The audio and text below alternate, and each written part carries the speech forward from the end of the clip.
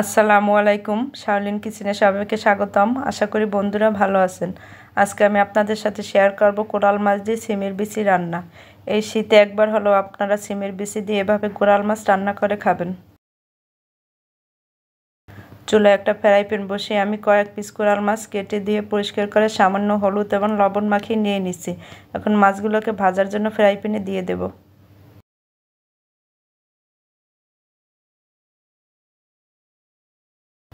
মাছগুলোর এক পিঠ ভাজা শেষ, এখন উল্টে নিছি।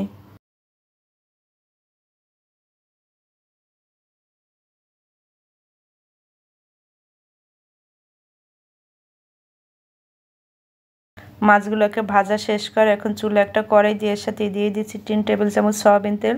এর সাথে দিয়ে দিয়েছি 1 মুঠ পেঁয়াজ কুচি। পেঁয়াজটাকে হালকা করে ভেজে নেব। এর সাথে দিয়ে দেব 2 টেবিল চামচ পেঁয়াজ পেস্ট, 1 চা চামচ রসুন পেস্ট, 1 চা চামচ আদা পেস্ট। তেল মশলা একটু কিছু সময় কষিয়ে নেব। এর সাথে দিয়ে দিলাম স্বাদ মতো লবণ। এখন কিছু সময় মশলা কষিয়ে এর সাথে দিয়ে দেব 1 চামচ হলুদ গুঁড়া, 1 চামচ মরিচ গুঁড়া, 1 চামচ জিরা গুঁড়া, 1 চামচ ধনে গুঁড়া। এখন তেল মশলা আরও কিছু সময় কষিয়ে নেব।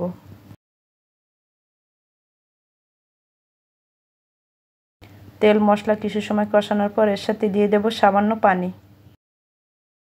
মশলাটাকে আরও কিছু সময় কষিয়ে নেব। মশলা কষানোর পর এর সাথে আমি 250 গ্রাম সিমের বিচি ছোলা ছড়িয়ে নিয়ে ধুয়ে নিয়েছি। এখন সিমের বিচিটাকে দিয়ে মশলার সাথে কিছু সময় কষিয়ে নেব। এর সাথে এখন দিয়ে দেব 2টা টমেটো কুচি। টমেটো এবং সিমের বিচি কিছু সময় নেড়েচেড়ে কষিয়ে নেব। তারপর ঢাকনা দিয়ে ঢেকে কিছু সময় রান্না করে নেব।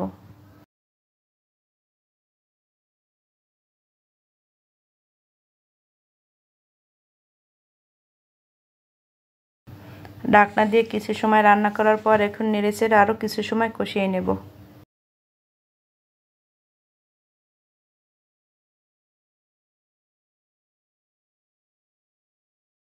এখন এর সাথে দিয়ে দেব 1 কাপ পানি। পানিটা দিয়ে নেড়েচেড়ে নিলাম এবং পানি ফুটে ওঠার জন্য অপেক্ষা করব।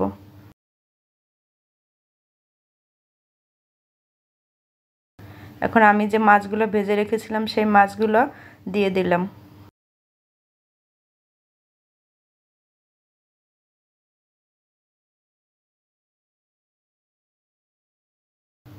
মাছ ভেজে রাখা যে তেল, সে তেলটাও এর সাথে দিয়ে দিলাম।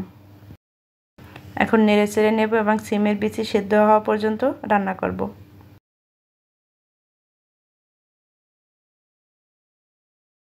এর সাথে এখন দিয়ে দেব 2-3টা কাঁচামরিচ।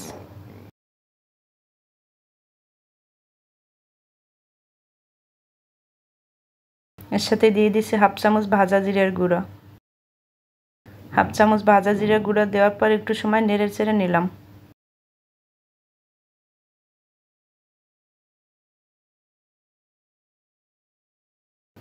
সামান্য ধনেপাতা কুচি দিয়ে আরও কিছু সময় রান্না করে নিলাম এবং চুলাটা বন্ধ করে দিলাম।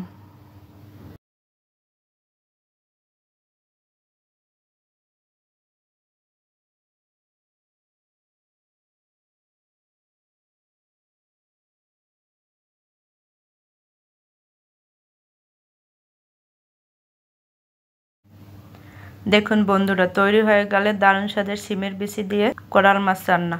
আপনাদের যদি আমার এই রান্নার রেসিপিটি ভালো লেগে থাকে আমার ফেসবুক পেজকে ফলো করবেন, ফ্রেন্ডস এবং ফ্যামিলিকে শেয়ার করবেন এবং আমার ইউটিউব চ্যানেলকে সাবস্ক্রাইব করে বেল আইকনটি বাজিয়ে রাখবেন যাতে নতুন ভিডিও পেতে পারেন। সবাই ভালো থাকবেন, সুস্থ থাকবেন। আল্লাহ হাফেজ।